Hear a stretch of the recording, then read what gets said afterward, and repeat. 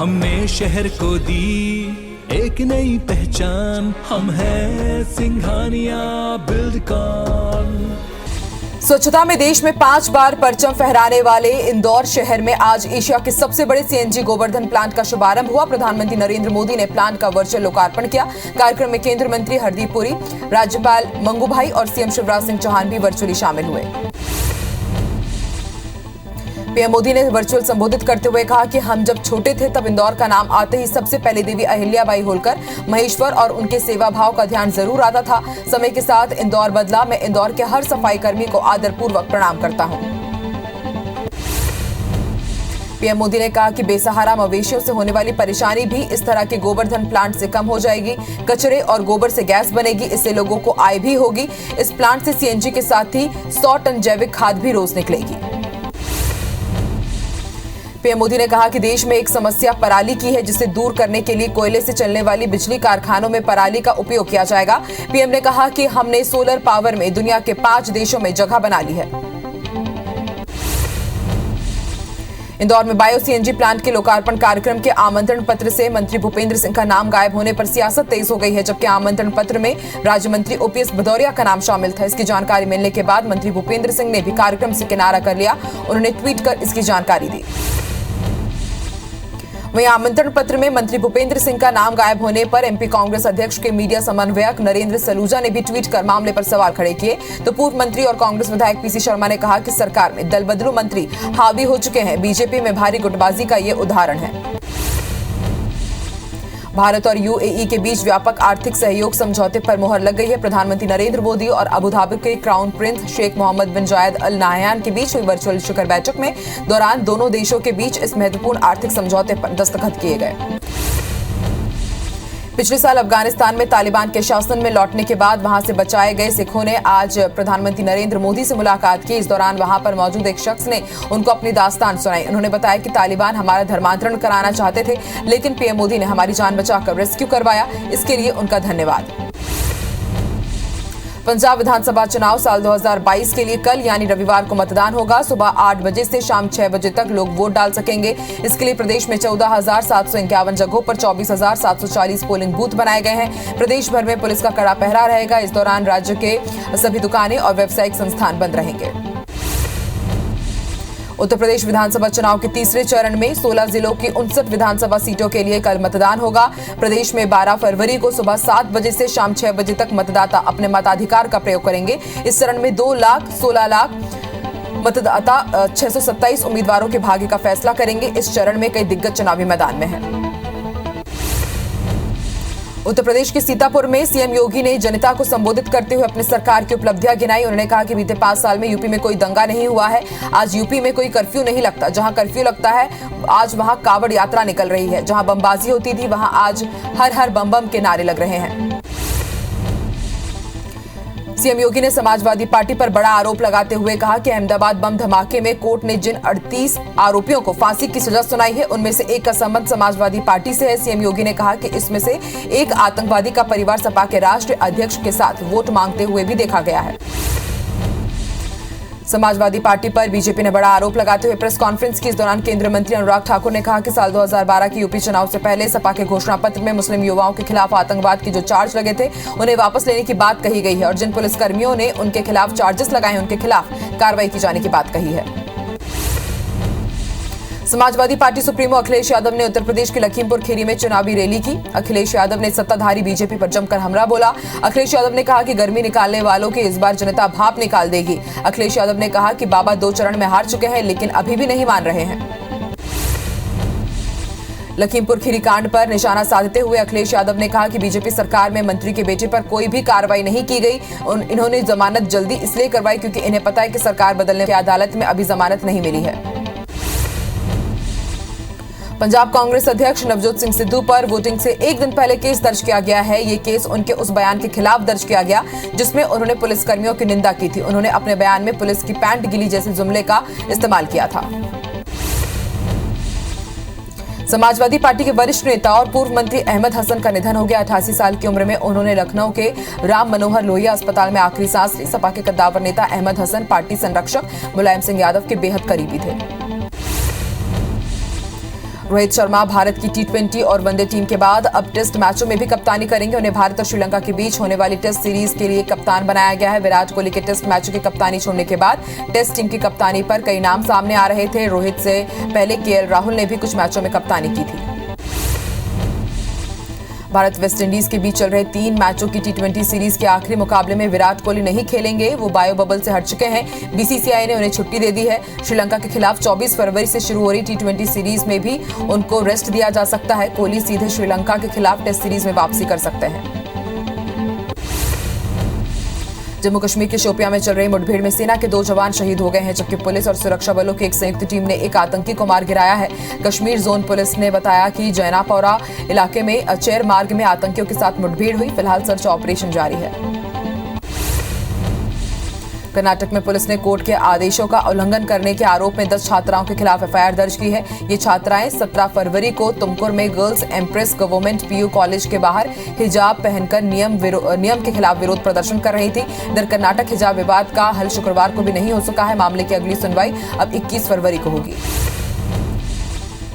छत्तीसगढ़ के मुख्यमंत्री भूपेश बघेल आज से 3 दिनों के लिए चुनावी दौरे के लिए उत्तर प्रदेश के लिए रवाना हो चुके हैं। CM बघेल ने रायपुर एयरपोर्ट पर मीडिया से बात करते हुए कहा कि यूपी के 2 चरण के मतदान में भाजपा काफी पिछड़ चुकी है। तीसरे और आगे के चरणों के नतीजे भी पिछले चरणों जैसे ही लग रहे हैं। इससे साफ है कि उत्तर प्रदेश में भाजपा की सरकार जा रही है। दिल्ली के CM अरविंद केजरीवाल पर कुमार विश्वास की ओर से लगाए आरोपों के मुद्दे पर कहा कि ये मामला देश की एकता, अखंडता और सबकी भावना से जुड़ा हुआ है। लिहाजा अरविंद केजरीवाल को कुमार विश्वास के आरोपों पर सीधे सीधे जवाब देना चाहिए।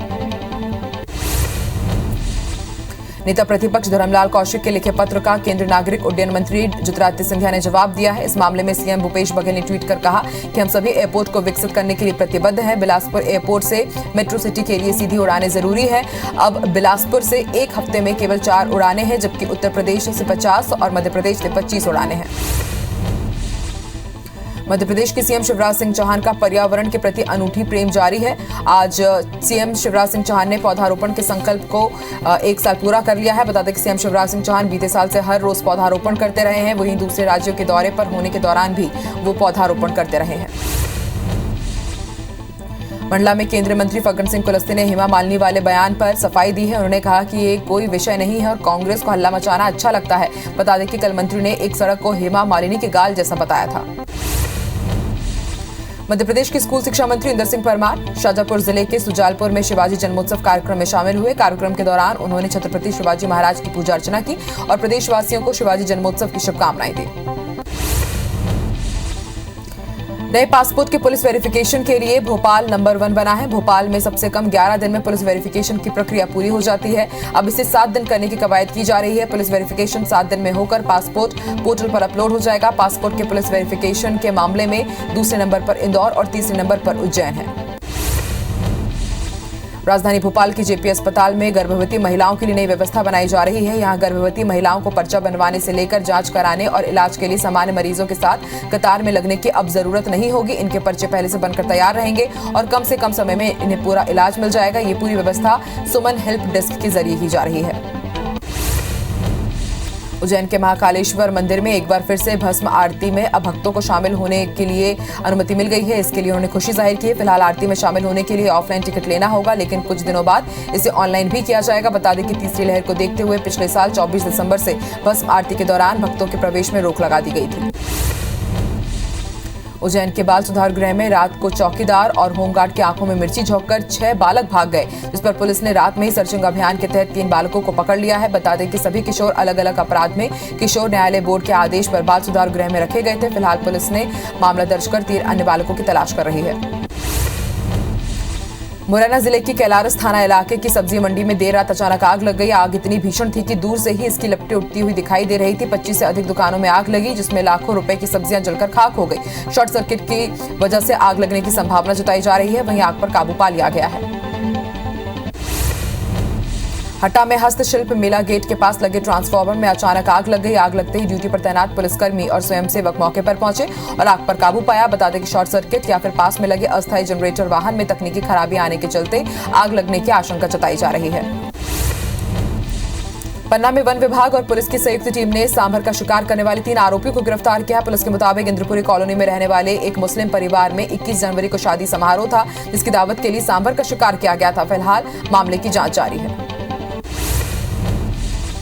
बलरामपुर जिले के रामानुजगंज पुलिस की टीम ने नशे के जखीरे के साथ 2 आरोपियों को गिरफ्तार किया है। नशे की ये सौदागर महंगी कार में झारखंड से नशीली दवाई लेकर रामानुजगंज और उसके आसपास के क्षेत्रों में खपा रहे थे। मुखबिर से सूचना मिलने के बाद पुलिस की टीम ने 2 पेटी नशीली कफ सिरप और कार को भी जब्त किया है, जिसकी कीमत 3.5 लाख रुपए बताई जा रही है। तमतई के अंबेडकर चौक के पास ट्रक की ठोकर से स्कूटी सवार एक बच्चे की मौत हो गई, जबकि एक महिला घायल हो गई है। घटना की सूचना मिलने पर कोतवाली और यातायात पुलिस मौके पर पहुंची और जांच में जुट गई है। वहीं घटना के बाद से ट्रक ड्राइवर फरार है। दुर्ग जिले की एक फैक्ट्री में अमोनिया गैस का रिसाव होने से लोगों को सांस लेने में तकलीफ होने लगी। आसपास के घरों में गैस भर गई, जिससे अफरा तफरी का माहौल हो गया। वहीं मामले में स्थानीय लोगों के मुताबिक फैक्ट्री संचालक दिवंगई दिखाकर अपना काम निकलवा रहा है। फिलहाल मामले की शिकायत जिला उद्योग केंद्र और पुलिस प्रशासन से की गई है। दमोह के पटेरा के पास चल रहे कुंडलपुर महोत्सव में लगातार चौथे दिन भी बड़ी संख्या में लोग इकट्ठे हुए। इस दौरान पटेरा से कुंडलपुर तक करीब 3 किलोमीटर दमोह कटनी हाईवे पूरी तरह से जाम हो गया, जिसकी वजह से हजारों वाहनों की लंबी कतारें दिखाई दी, जिसको क्लियर करने के लिए पुलिस को काफी मशक्कत करनी पड़ी। पेंड्रा में स्कूल का उन्नयन और नाम बदलने से होने वाले नुकसान का आरोप लगाते हुए छात्रों ने कक्षाओं का बहिष्कार कर दिया है। इसके बाद स्कूल से कलेक्टर कार्यालय तक रैली निकालकर राज्य सरकार के फैसले के खिलाफ नाराजगी जाहिर की गई। साथ ही स्कूल को पहले जैसे करने की मांग की गई। देवास कलेक्टर ने पटवारी संघ के जिला अध्यक्ष धर्मेंद्र चौबे को निलंबित कर दिया है। जिला अध्यक्ष पर सोशल मीडिया के जरिए पटवारियों को भड़काने और एसडीएम महिला तहसीलदारों से अभद्रता करने का आरोप लगाया गया था, जिसे गंभीरता से लेते हुए कलेक्टर ने निलंबन का आदेश जारी किया। होशंगाबाद में पदस्थ खाद्य विभाग की महिला पुलिसकर्मी सोसाइटी प्रबंधक के खिलाफ राशन घोटाला मामले में केस दर्ज किया गया है। दोनों ने मिलकर साल 2008 में राशन कार्ड से 19,15,000 रुपए की हेराफेरी की थी। फिलहाल देहात पुलिस ने दोनों के खिलाफ केस दर्ज कर कार्रवाई शुरू कर दी है। टीकमगढ़ में बरेठी गांव में तंत्र मंत्र के बहाने एक महिला के साथ दुष्कर्म का मामला सामने आया है। मामले में पुलिस ने आरोपी तांत्रिक मनीराम रजक को गिरफ्तार कर लिया है। पुलिस के मुताबिक महिला काफी दिनों से बीमार चल रही थी, जिसके चलते वो तांत्रिक के पास पहुंची। इस दौरान आरोपी ने वारदात को अंजाम दिया। गोरेला पिंडरा मरवाही जिले में रिश्वत लेते पकड़े गए यातायात प्रभारी और सहयोगी की जमानत अर्जी खारिज कर दी गई है। साथ ही एसपी ने यातायात शाखा में तैनात 3 पुलिसकर्मियों को लाइन अटैच कर दिया है। एसीबी ने सूबेदार और उसके सहयोगी को बस संचालन के लिए 50,000 रुपए की रिश्वत लेते पकड़ा था। सरायपाली से 30 किलोमीटर दूर 4 भाटा गांव के स्कूली बच्चे अब भी पेयजल की समस्या से परेशान हैं। दरअसल गांव के स्कूल में 510 विद्यार्थी पढ़ाई कर रहे हैं, जिनके मध्याह्न भोजन और दैनिक उपयोग के लिए पेयजल की समस्या बनी हुई है। गांव में सोलर से चलने वाला पंप था, वो भी बिगड़ गया है। अब बच्चे नहर का पानी उपयोग करने के लिए मजबूर हैं। रायगढ़ की सांसद गोमती साय ने खाद की किल्लत को लेकर छत्तीसगढ़ सरकार पर निशाना साधा। उन्होंने कहा कि खरीफ सीजन में तो छत्तीसगढ़ में खाद की कमी थी ही, रबी फसल के लिए भी किसानों को रासायनिक खाद की किल्लत हो रही है। सांसद ने आरोप लगाया कि ये सब राज्य सरकार के चलते हो रहा है। राज्य सरकार को ना तो किसानों की और ना ही गरीब और आदिवासियों की चिंता है। खरोरा में सप्ताह भर की हड़ताल के बाद आज छुट्टी के दिन भी तहसीलदार राजस्व मामलों का निपटारा करते दिखे। तहसीलदार ने बताया कि वो आज शनिवार और रविवार को भी लोगों की समस्या और पेंडिंग कामों का निपटारा कर रहे हैं। तहसीलदार ने आगे कहा कि बाहरी लोग अगर पैसा लेते हैं तो इसकी शिकायत सीधे कार्यालय में करें। बता दें कि लगातार हड़ताल के चलते तहसील कार्यालय में बहुत से काम पेंडिंग हो गए थे। स्वच्छता सर्वेक्षण में बाजी मारने के बाद अब अंबिकापुर नगर निगम में परफॉर्मेंस में गिरावट देखी जा रही है, जिससे इस बार स्वच्छता सर्वेक्षण साल 2022 में परचम लहराने की तैयारी पर पानी फिर सकता है। दरअसल शहर में जो तालाब है वो गंदे पानी के चलते खराब होने की कगार पर पहुंच गए हैं। यहाँ नालियों का गंदा पानी सीधे तालाब में जा रहा है, जिसके चलते तालाब गंदे हो रहे हैं। वहीं यहाँ पर वाटर मैनेजमेंट का भी कोई सिस्टम नहीं है। सरगुजा जिले के बटई केला धान खरीदी केंद्र में प्रबंधक की लापरवाही सामने आई है, जहां प्रबंधक की मिलीभगत से धान खरीदी बंद होने के बावजूद धान खरीदा गया। यही नहीं, बिचौलियों का धान खरीदने के बाद प्रबंधक इसे मैनेज कराने में लग गए, ताकि किसी को पता ना चले कि धान खरीदने के बाद धान की खरीदी बाद में की गई है। इस पूरे घटनाक्रम का स्थानीय युवकों ने विरोध किया। मंदसौर पुलिस ने स्नेहनगर में हुए 65 साल के रिटायर्ड शिक्षिका की हत्या मामले में खुलासा किया है। साथ ही आरोपी को भी गिरफ्तार कर लिया है। पुलिस के मुताबिक आरोपी घर से कुछ दूरी पर पंचर की दुकान संचालित करता था, जिसमें बुजुर्ग शिक्षिका की हत्या करना कबूल किया है। ग्वालियर के थाटीपुर थाना क्षेत्र में एक युवती के साथ उसी के पड़ोसी ने दुष्कर्म की घटना को अंजाम दिया। बताया जा रहा है कि युवक ने युवती को शादी का झांसा देकर दुष्कर्म किया। वहीं पुलिस ने आरोपी के खिलाफ मामला दर्ज कर उसे गिरफ्तार कर लिया है। बालोद पुलिस ने आरक्षक के साथ गाली गलौज करने वाले कांग्रेस नेता को गिरफ्तार कर लिया है। आरोपी ने लकड़ी से भरा ट्रैक्टर पकड़े जाने को लेकर आरक्षक और पुलिस अधिकारियों के साथ गाली गलौज की थी, जिसका वीडियो सोशल मीडिया पर वायरल हुआ था। गौरेला में आत्महत्या के लिए पत्नी को उकसाने के आरोप में पति को पुलिस ने गिरफ्तार किया है। बताया जा रहा है कुछ दिन पहले दोनों के बीच मामूली विवाद हुआ, जिसके बाद युवती ने फांसी लगाकर आत्महत्या कर ली थी। फिलहाल गौरेला थाना पुलिस ने मामला दर्ज कर आरोपी को गिरफ्तार कर लिया है। गौरेला पेंड्रा मरवाही जिले में 105 लीटर कच्ची शराब और शराब बनाने के सामान को जब्त किया गया है। मामले में पेंड्रा पुलिस ने 5 आरोपियों को गिरफ्तार किया है। साथ ही शराब पीने वाले 4 युवकों को भी गिरफ्तार किया गया है। उनके खिलाफ भी कार्रवाई की गई है। तिल्दा में रिटायर्ड शिक्षक के साथ धोखाधड़ी करने वाली इंडसइंड बैंक की महिला कर्मी को पुलिस ने गिरफ्तार कर लिया है। आरोपी महिला को पुणे के महाराष्ट्र से गिरफ्तार किया गया। मामले में 4 फरार लोगों पर भी केस दर्ज कर उनकी तलाश शुरू कर दी गई है।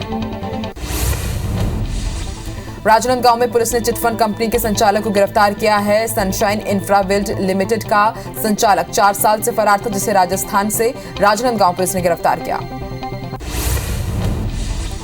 पेंड्रा के कोटा इलाके से लाखों की इमारती लकड़ी जब्त की गई है। इस दौरान वन विकास ने ट्रेलर और क्रेन को जब्त करते हुए दोनों गाड़ियों के ड्राइवर को भी पकड़ लिया है। दरअसल अधिकारियों को मुखबिर से सूचना मिली थी, जिसके बाद ये कार्रवाई की गई। टीम ने कुल 5 नग लकड़ी का गोला बरामद किया।